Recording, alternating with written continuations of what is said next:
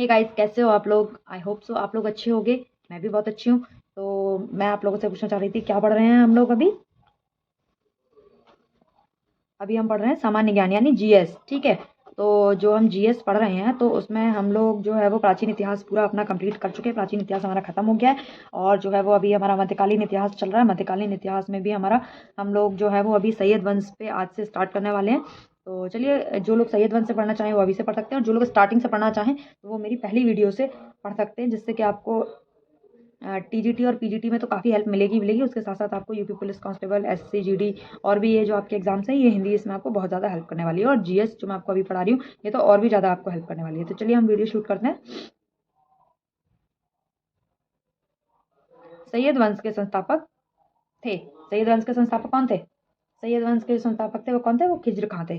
खिज्र खां का समय क्या है? 1414 से 1551। 1414 से 1451 तक जो सैयद वंश था उसका समय क्या रहा था? उसका समय रहा था 1414 से 1551 ईस्वी। सैयद वंश का संस्थापक था खिज्र खां। सैयद वंश का संस्थापक कौन था? सैयद वंश का जो संस्थापक था वो था खिज्र खां।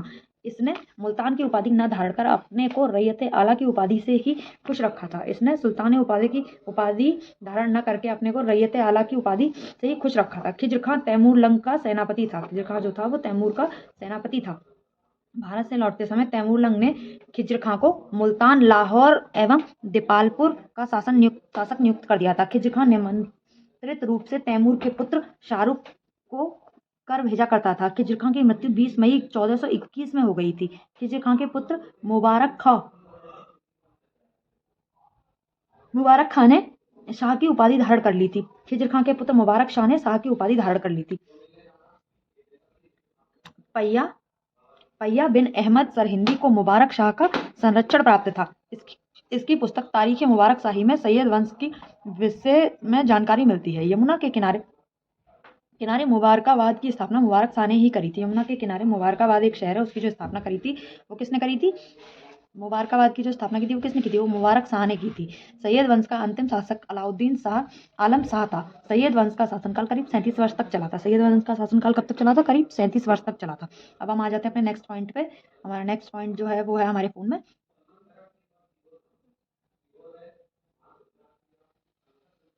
लोधी वंश। तो सैयद वंश का जो शासन था वो 37 वर्षों तक चला था। और इससे जो नेक्स्ट हमारा पॉइंट रहेगा वो क्या रहेगा? वो रहेगा लोधी वंश। लोधी वंश का संस्थापक बहलोल लोधी था। लोधी वंश का संस्थापक कौन था? लोधी वंश का संस्थापक बहलोल लोधी था। वह 19 अप्रैल 1451 को बहलोल शाह गाजी की उपाधि से दिल्ली के सिंहासन पर बैठा था। दिल्ली पर प्रथम अफगान राज्य की स्थापना का श्रेय बहलोल लोधी को ही दिया जाता है। दिल्ली पे जो पहला अफगान राज्य की स्थापना हुई थी ना, उसका जो श्रेय जाता है वो सबसे पहले जो है बहलोल लोधी को ही जाता है, क्योंकि बहलोल लोधी ने बहलोल सिक्के का प्रचलन करवाया। वह अपने सरदारों को मकसद अली कहकर पुकारता था, और वह अपने सरदारों को खड़े रहने पर स्वयं भी खड़ा हो जाता था। बहलोल लोधी का पुत्र निजाम खां 17 जुलाई 1489 में बहलोल लोधी का जो पुत्र है निजाम खां, वह 17 जुलाई 1489 ईस्वी में सुल्तान सिकंदर शाह की उपाधि से दिल्ली के सिंहासन पर बैठा था। सुल्तान सिकंदर शाह की उपाधि से दिल्ली के सिंहासन पर बैठा था। किसके उससे बैठा था ये दिल्ली के शासन पे परमिशन से? सुल्तान सिकंदर शाह की परमिशन से ये दिल्ली की गद्दी पर बैठा था। ठीक है। वह अपने सरदारों को मकसद अली कहकर पुकारता था। वह अपने सरदारों के खड़े रहने पर स्वयं भी खड़ा हो जाता था। बहलोल लोधी का पुत्र निजाम खां 17 जुलाई 1489 में सुल्तान सिकंदर शाह की उपाधि से दिल्ली के सिंहासन पर बैठ सकता है। 1504 में सिकंदर लोधी ने आगरा शहर की स्थापना की थी। 1504 ईस्वी में सिकंदर लोधी ने आगरा शहर की स्थापना की थी। ठीक है। भूमि के लिए मापन के प्रामाणिक पैमाने गजे सिकंदरी का प्रचलन सिकंदर लोधी ने ही किया था। भूमि के लिए मापन के प्राथमिक पैमाने गजे सिकंदरी का प्रचलन भी गजेंद्र लोधी ने किया था। गुल रुखी शीर्षक से फारसी कविताएं लिखने वाला पहला सुल्तान सिकंदर लोधी था। क्या गुल रुखी शीर्षक से फारसी पैमाना भूमि के लिए मापन के प्रामाणिक पैमाने गजे सिकंदरी का प्रचलन सिकंदर लोधी ने किया था। गुलरुखी शीर्षक से फारसी कविताएं लिखने वाला सुल्तान सिकंदर लोधी था। सिकंदर लोधी ने आगरा को अपनी नई राजधानी बनाया। इसके आदेश पर संस्कृत के एक आयुर्वेद ग्रंथ का फारसी में फरहंगे सिकंदरी के नाम से अनुवाद करवाया था। इसने नगरकोट के ज्वालामुखी मंदिर की मूर्ति तोड़कर उसके टुकड़ों को कसाईयों को मांस तौलने के लिए दे दिया था। इससे मुसलमानों को ताजिया निकालने एवं मुसलमान स्त्रियों के पीरों तथा संतों की मजदूरी पर जाने पर प्रतिबंध लगा दिया था। गले की बीमारी के कारण सिकंदर लोदी की 21 नवंबर 1517 को मृत्यु हो गई थी। इसी दिन इसका पुत्र इब्राहिम की उपाधि से आगरा के सिंहासन पर बैठा था। 21 अप्रैल 1506 को पानीपत के प्रथम युद्ध में इब्राहिम लोदी बाबर से हार गया था। इस युद्ध में वह मारा गया। बाबर और भारत पर आक्रमण के लिए निमंत्रण पंजाब के शासक दौलत खान लोदी एवं इब्राहिम लोदी के चाचा आलम खान ने दिया है। मोट की मस्जिद का निर्माण सिकंदर लोदी के वजीर द्वारा करवाया गया था। जो मोट की मस्जिद है ना, उसका जो निर्माण करवाया था ना, वो किसने करवाया था? सिकंदर लोदी के वजीर द्वारा करवाया गया था। सिकंदर लोदी के दरबार में करवाया गया था। ठीक है। युद्ध में मारा गया। बाबर को भारत पर आक्रमण करने के लिए निमंत्रण पंजाब के शासक दौलत खान लोदी एवं इब्राहिम लोदी के चाचा आलम खान ने दिया था। जो मतलब बाबर था, उसे भारत पर आक्रमण करने के लिए जो सुझाव दिया था वो पंजाब के शासक ने दिया था, दौलत खान ने, और कैदी और जो वो थे ना आर्मी वाले, उन्होंने सबने दिया था। बाबर को भारत का आक्रमण करने के लिए निमंत्रण पंजाब के शासक दौलत खान लोदी एवं इब्राहिम लोदी के चाचा आलम खान ने दिया है। मोट की मस्जिद का निर्माण सिकंदर लोदी के वजीर द्वारा करवाया गया था। मोट की जो मस्जिद है ना, उसका जो निर्माण करवाया गया ना, वो सिकंदर लोदी के वजीर द्वारा करवाया गया था। किसके द्वारा? सिकंदर लोदी के वजीर द्वारा करवाया गया था।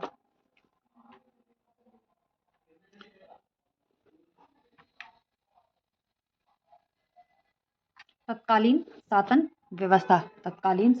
केंद्रीय प्रशासन का मुखिया कौन होता था? केंद्रीय प्रशासन का जो मुखिया होता था उसे सुल्तान कहते थे। दलवन एवं अलाउद्दीन के समय अमीर प्रभावहीन हो गए थे। दलवन एवं अलाउद्दीन के समय में जो अमीर है वो प्रभावहीन हो गए थे। अमीरों का महत्व धर्मोत्कर्ष पर था। छोटी वंश का शासनकाल। अमीरों का जो महत्व है वो चरमोत्कर्ष पर था। लोदी वंश के शासनकाल में, सल्तनत काल में मंत्री परिषद को मजलिस एक खलवत कहा गया। सल्तनत काल में मंत्री परिषद को मजलिस ए खलवत कहा गया। और क्या ये क्या है? दारे खास। तो दारे खास तुम रही गई।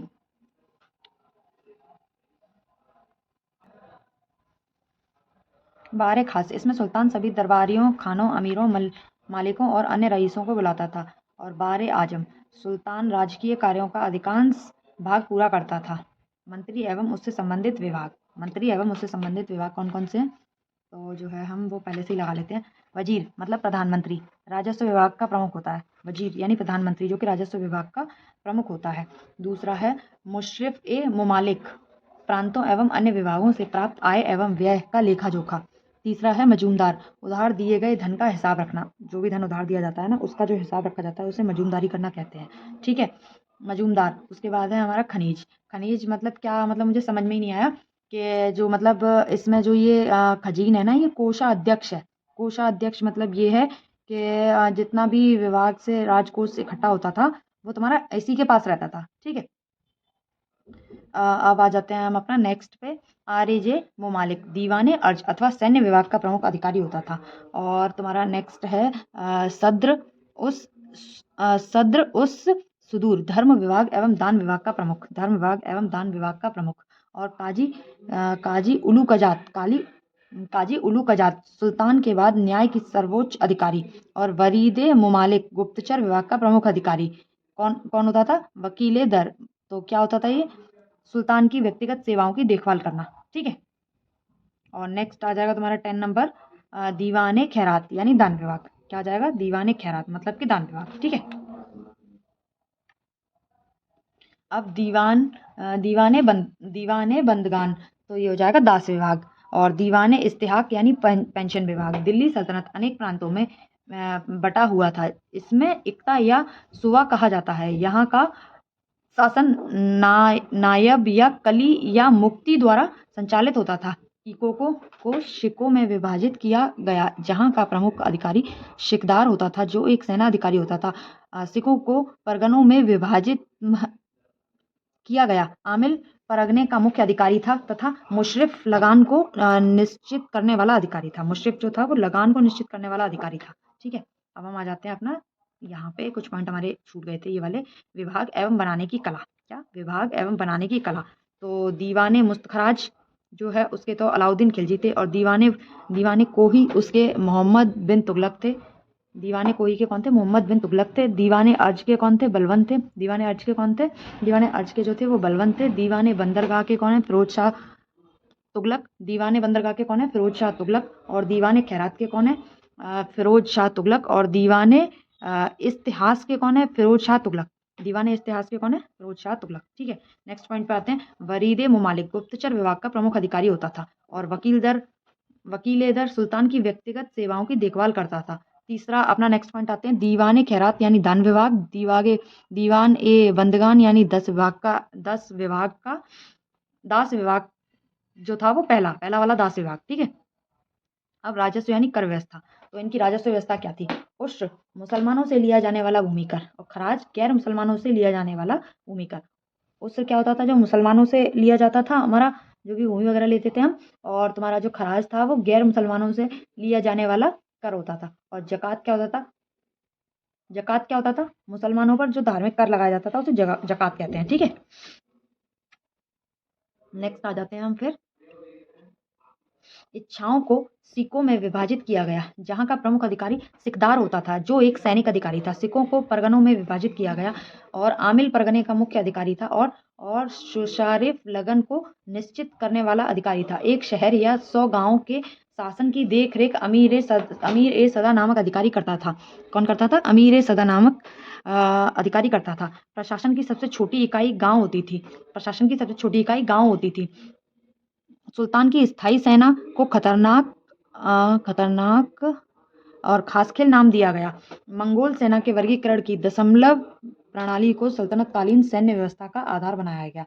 और राजस्व यानी राजस्व मतलब कि कर मतलब कि टैक्स व्यवस्था। मुसलमानों से लिया जाने वाला भूमि कर, खराज। गैर मुसलमानों से लिया जाने वाला भूमि कर। और तीसरा जकात, मुसलमानों पर धार्मिक कर।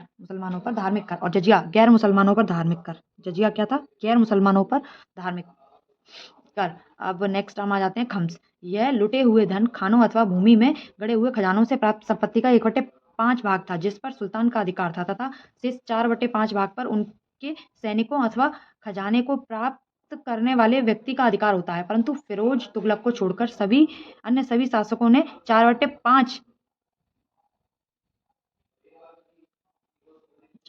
हिस्सा स्वयं अपने लिए रख लिया। सुल्तान सिकंदर लोदी ने गड़े हुए खजाने में से कोई हिस्सा नहीं लिया था। सिकंदर लोदी जो थे ना, उन्होंने गड़े हुए खजाने में से कोई भी हिस्सा नहीं लिया था। अब हम आ जाते हैं अपने नेक्स्ट पेज की तरफ।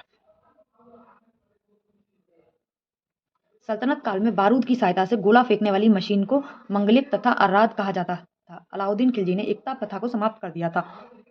एकता प्रथा किसने समाप्त करी थी? अलाउद्दीन खिलजी ने। एकता प्रथा की दोबारा शुरुआत किसने करी थी? एकता प्रथा की दोबारा शुरुआत किसने करी थी? तो दोबारा में शुरुआत करी थी वो फिरोज तुगलक ने करी थी, और जो बंद करी थी वो किसने करी थी? वो अलाउद्दीन खिलजी ने करी थी। ठीक है, सल्तनत काल में अच्छी नस्ल के घोड़े तुर्की, अरब एवं रूस से मंगाए जाते हैं। हाथी मुख्यतः बंगाल से मंगाए जाते हैं। सल्तनत कालीन कानून शरीयत, कुरान एवं हदीस पर आधारित है। मुस्लिम कानून के 4 महत्वपूर्ण स्रोत थे: कुरान, हदीस, इजमा व कयास। सुल्तान सप्ताह में 2 बार दरबार में न्याय करने के लिए स्थित होता था। सल्तनत काल में लगान निर्धारित करने की मिश्रित प्रणाली को मुक्ताई कहा जाता था। भूमि की नाप जो करने बाद क्षेत्रफल के आधार पर लगान का निर्माण माशरत कहलाता है। इसकी शुरुआत अलाउद्दीन ने की। देवल सल्तनत काल में अंतरराष्ट्रीय बंदरगाह के रूप में प्रसिद्ध था। अब यहाँ पे ये कुछ स्थान दे रखे हैं और इन स्थानों की प्रसिद्धि का कारण दे रखा है, तो ये देख लेते हैं हम। तो पहला स्थान क्या दिया है? सरस्वती। पहला स्थान क्या है? सरस्वती। अच्छी किस्म के चावल के लिए ये जगह जानी जाती है, सरस्वती। दूसरा हम आ जाते हैं आहिनवाड़ा, व्यापारियों का तीर्थ स्थल के रूप में, व्यापारियों का जो तीर्थ स्थल है ना उसके रूप में है ये आहिनवाड़ा। और तीसरा जो है वो सतगर्गीय। तीसरा क्या है? सतगाय, रेशमी रजाइयों के लिए। और आगरा जो है वो नील उत्पादन के लिए। आगरा किसके लिए प्रसिद्ध था? नील के उत्पादन के लिए। और बनारस किसके लिए प्रसिद्ध था? सोने एवं चांदी एवं जड़ी के काम के लिए। सोने, चांदी एवं जड़ी के कार्य के लिए। ठीक है, तो यहाँ तक तो हम अपना कंप्लीट कर चुके हैं। अब जो हम नेक्स्ट टॉपिक पढ़ेंगे वो हम पढ़ेंगे विजयनगर साम्राज्य। ठीक है, तो जो विजयनगर साम्राज्य है ना वो हम अपनी नेक्स्ट वीडियो में पढ़ेंगे। आज के लिए इतना ही काफ़ी है। आप लोग अच्छे से रिवाइज करिए, अच्छे से पढ़िए। कुछ ना समझ में आए तो कमेंट बॉक्स में कमेंट करके मुझसे पूछ लीजिएगा। और आपका तीसरा ये है कि कल से हम विजयनगर साम्राज्य जो स्टार्ट करेंगे, तो विजयनगर साम्राज्य के साथ साथ हम इसे तो कंप्लीट करेंगे, लेकिन जो स्टूडेंट ऐसे हैं जो मेरी ये वाली वीडियो तो देख रहे हैं जो अभी आ रही हैं, लेकिन जो पुरानी वीडियो है वो नहीं देख रहे हैं। लेकिन जब तक आप लोग वो पुरानी वीडियो नहीं देखेंगे तब तक आपको ये नई हिंदी में कुछ भी समझ में नहीं आएगा। इसलिए मैंने बहुत शॉर्टकट में पढ़ाया है, और प्रत्येक चैप्टर के मैं 200 से 250 क्वेश्चन भी लगवाऊंगी। तो जो लोग ऐसे हों जो बिल्कुल ही पढ़ाई में टाइम नहीं दे सकते हैं, तो वो कम से कम अपना बैठ के आधा घंटा 1 घंटे में वो 200 से 250 क्वेश्चन सॉल्व तो कर सकते हैं। तो उसी से आपको एवरेज पता चल जाएगा कि आपकी तैयारी कैसी चल रही है। ठीक है, तो आज के लिए इतना ही काफ़ी है। बाकी मिलते हैं हम कल के ब्लॉग में। आज के लिए थैंक यू, बाय।